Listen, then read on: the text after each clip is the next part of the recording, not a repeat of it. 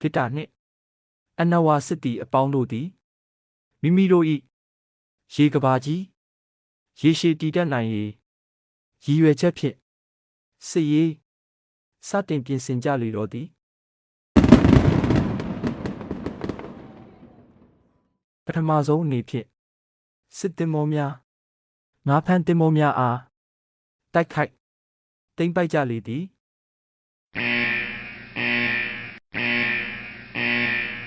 စစ်လက်နက်ပစ္စည်းများစစ်သင်္ဘောများရေငုပ်သင်္ဘောနှင့်ရေငုပ်ယာဉ်များအတော်သိမ်းပိုက်ပြီးချိန်တွင်အိန္ဒိယသမုဒ္ဒရာထဲရှိကျွန်းနိုင်ငံများဖြစ်သောမဒါဂတ်စကာကျွန်းမက်ဒါဂတ်စကာမော်ရီရှားကျွန်း Mauritius ဆေရှဲကျွန်း Seychelles မော်ရိုက်ကျွန်းစု Maldives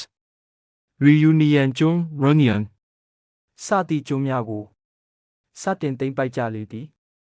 ထို့နောက်ကမ်းရိုးတန်းနိုင်ငံများကိုသိမ်းပိုက်ရန်စီစဉ်ကြလေတော့သည်ကမ္ဘာနိုင်ငံအသီးသီးရှိခေါင်းဆောင်များစစ်ရေး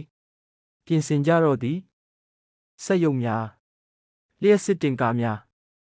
ရောင်ခြည်ပြည့်ရင်ပြန်များပြင်ဆင်ကြပြီးကမ်းရိုးတန်းနိုင်ငံများတွင်ပူးပေါင်းလေ့ကျင့်စစ်စခန်းများပြင်ဆင်ထားကြလေပြီ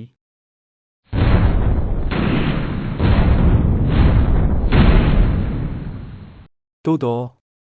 လူသားများအနေဖြင့်ခွက်ခုံးမှများကိုနိုင်အောင်တိုက်နိုင်မှု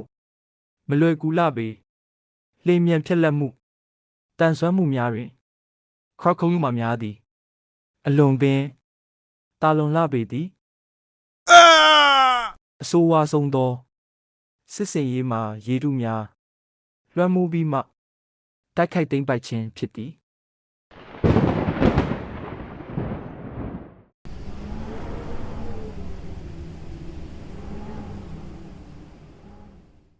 မုန်တိုင်းများဖန်တီးခြင်းရေတုများတက်လာခြင်းလှိုင်းလုံးများဖန်တီးခြင်းတို့ကြောင့်လူသားများအများအပြားသေဆုံးကြပြီးနိုင်ငံတော်တော်များများဆုံးရှုံးကြရလေသည်ကမ္ဘာနိုင်ငံအသီးသီးသည်ခွက်ခုံးမှများလာရောက်တိုက်ခိုက်မည်ကိုပင်ကြောက်လန့်လာကြလေတော့သည်